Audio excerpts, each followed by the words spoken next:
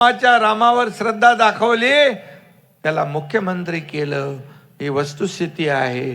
कारण एकदा आम्ही सगळेजण अयोध्येला जात होतो, तर गाड्या बॅगा विमानातल्या कुठे गेला आशिष, विमानातल्या बॅगा काढायला लावल्या आणि रामाच्या दर्शनापासून वंचित केलं. पण झालं काय? या ठिकाणी रामाच्या आशीर्वादाने आपल्याला या राज्यामध्ये सर्वसामान्य माणसाच्या मनातलं सरकार स्थापन करण्याची संधी मिळाली. खरं म्हणजे जो राम का नहीं वो किसी काम का नहीं, हे देखील आपल्याला माहित आहे. आणि म्हणून खरं म्हणजे बेगडं प्रेम दाखवणारे आपण नाही. बाळासाहेबांचे विचार, त्यांची भूमिका घेऊन आपण पुढे जातोय. आज हिंदुत्वाचे विचार बाळासाहेबांचे ऐकण्यासाठी लोक आतुर असायचे. आणि बाळासाहेबांनी जी भूमिका घेतली ती अतिशय परकड स्पष्टपणे भूमिका घ्यायचे. आणि त्यांनी ज्यांना ज्यांना लांब ठेवलं, ज्यांना ज्यांना सांगितलं माझी जेव्हा काँग्रेस होईल तेव्हा माझं दुकान बंद करेन, त्यांना तुम्ही डोक्यावर घेतलं. तुम्ही त्यांच्या मांडीला मांडी लावून बसू लागले. आणि जे हिंदुत्वाच्या विरोधामध्ये जे लोक भूमिका घेतात त्यांच्या बरोबर आपण असंघाशी संघ केलात, सरकार स्थापन केलं. आणि तेव्हाच खऱ्या अर्थाने बाळासाहेबांचे विचार आपण सोडले, बाळासाहेबांची भूमिका आपण सोडली. आज रोज दररोज माझा पक्ष चोरला, माझा बाप चोरला, माझं अमक चोरलं. लहान मूल कसं आपलं खेळणं चोरलं, खेळणं चोरलं, खेळणं चोरलं म्हणत असत. अरे काय म्हणावं याला? बाळासाहेब चोरायला का ते काय एक वस्तू होती? ते एक विचार होते, हिंदुत्वाचे ज्वलंत विचार. बाळासाहेबांनी गर्व से कौम हिंदू है या देशाला नारा देणारे हे बाळासाहेब. आणि बाळासाहेबांचे विचार घेऊन आपण पुढे चाललोय. आज मी आपल्याला एवढंच सांगतो की हिंदुत्वाचं ढोंग करायचं आणि सत्तेसाठी हिंदुत्व विरोधकांना साथ द्यायची असली नाटकं या देशातली जनता, या महाराष्ट्रातली जनता सुज्ञ आहे.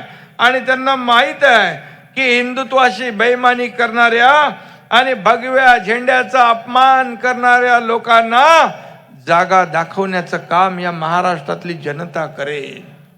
मी आपल्याला एवढंच सांगतो की ज्या ग्रामपंचायतीच्या निवडणुका झाल्या त्या निवडणुकांमध्ये आपण पाहिलं की ज्यांनी असंघाशी संघ केला, ज्या बाळासाहेबांनी ज्यांना दूर ठेवलं, त्यांना तुम्ही डोक्यावर घेतलं, त्यांना खांद्यावर बसवलं. आणि मग त्या ग्रामपंचायतीच्या निवडणुकीमध्ये देखील तुमचा नंबर कुठं गेला? आशिष किती नंबर आहे काहीच माहित नाही.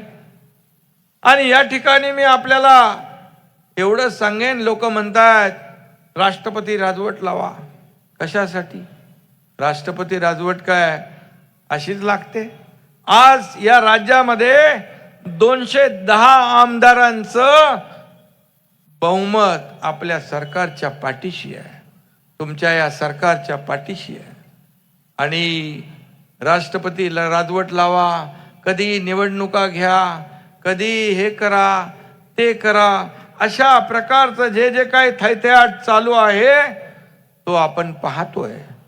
आणि म्हणून कुठल्याही घटनेला, कुठली गुन्हेगारी घटना घडली त्याला कधी सरकार पाठीशी घालणार नाही. गुन्हेगाराला पाठीशी घालणार आहे सरकार आपलं नाही. तुमच्या काळामध्ये तर हनुमान चालीसा ज्यांनी म्हटलं त्याला तर जेलमध्ये टाकून दिलं, त्याच्यावर देशद्रोहाचा गुन्हा दाखल केला.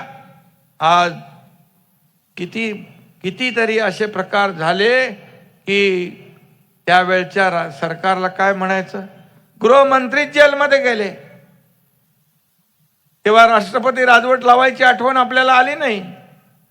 आज केंद्रीय मंत्री नारायण राणे यांनी काहीतरी म्हटल्यानंतर ताबडतोब त्यांना जेलमध्ये घातलं, जेवणावरून उठवण्याचं काम केलं.